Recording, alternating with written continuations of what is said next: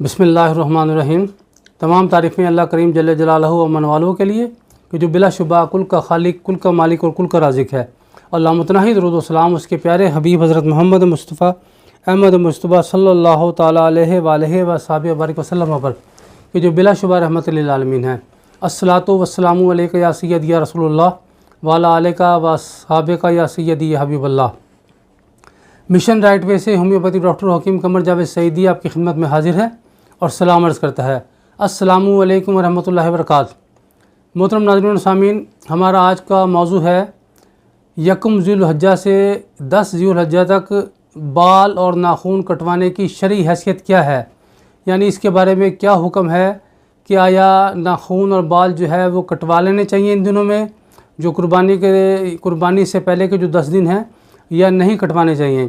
تو اس مسئلے پہ بات کرنے کے لیے ہم نے ملک کے معروف مولانا حضرت علامہ مولانا مفتی محمد حافظ فرحان سعیدی صاحب کو اپنے اسٹوڈیو میں دعوت دی ہے۔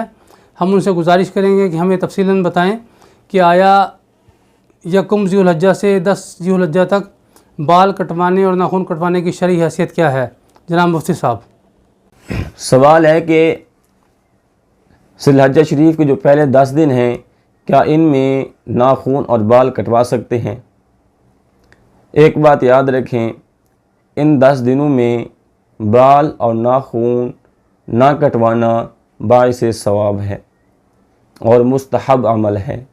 حدیث پاک میں ہے، حضرت ام سلمہ رضی اللہ تعالی عنہا روایت کرتی ہیں، حضور نبی کریم علیہ الصلوۃ والسلام نے ارشاد فرمایا کہ جو تم میں سے قربانی کرنے کا ارادہ رکھتا ہو اور جب ذی الحجہ شریف کا چاند نظر آ جائے تو ان 10 دنوں میں نہ وہ اپنے بال کاٹے اور وہ نہ ناخن لے۔ اس میں یہ ہے کہ حاجیوں کے ساتھ مشابہت ہوتی ہے، کیونکہ حجاج کرام جو ہوتے ہیں وہ بھی یہ کام نہیں کر سکتے، اور اچھوں کی مشابہت بھی اچھی ہوتی ہے۔ دوسری بات یہ ہے کہ جو بندہ قربانی نہیں کر سکتا، جس کو اللہ نے طاقت نہیں دی کہ وہ قربانی کرے، وہ بندہ ان 10 دنوں میں نہ ناخن کاٹے اور نہ بال ترشوائے، تو اللہ تبارک و تعالیٰ کی بارگاہ سے یہ امید کی جا سکتی ہے کہ اللہ تعالیٰ اسے قربانی کا ثواب عطا فرمائے گا۔ اور یہ بھی مسئلہ یاد رہے، یہ جو ناخن اور زیر ناف یا بغل کے جو بال ہیں، ان کی جو مدت ہے وہ 40 دن ہے۔ اگر کوئی بندہ دیکھتا ہے کہ ان 10 دنوں میں یہ جو مدت ہے یہ پوری ہو جائے گی، پھر وہ نہیں کٹواتا تو پھر گنہگار ہوگا۔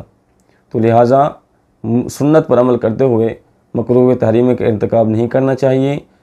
اس سے پہلے ہم اپنے آپ کو ٹھیک کر لیں، 10 دن سے پہلے بال بھی ترشوا لیں، ناخن بھی کاٹ لیں، تاکہ ان 10 دنوں میں کوئی مسئلہ بھی نہ ہو اور مستحب پر بھی عمل ہو جائے، تاکہ ہم ثواب کے مستحق بن جائیں۔ اللہ تعالی ہم سب کو عمل کرنے کی توفیق عطا فرمائے۔ جی، ہم نے جانا کہ آیا کیا ہمیں یکم ذی الحجہ سے اور 10 ذی الحجہ تک بال اور ناخن کٹوانے چاہیے یا نہیں کٹوانے چاہیے؟ مفتی صاحب نے بڑی تفصیل کے ساتھ قرآن و حدیث کی روشنی میں ہمیں بتایا، تو انہی الفاظ کے ساتھ اجازت چاہتا ہوں۔ فی امان اللہ، اپنا بہت سارا خیال رکھیں۔ پاکستان زندہ باد، افواج پاکستان پائندہ باد۔ نماز پڑھتے رہیں اپنے لیے، اپنی آخرت کے لیے۔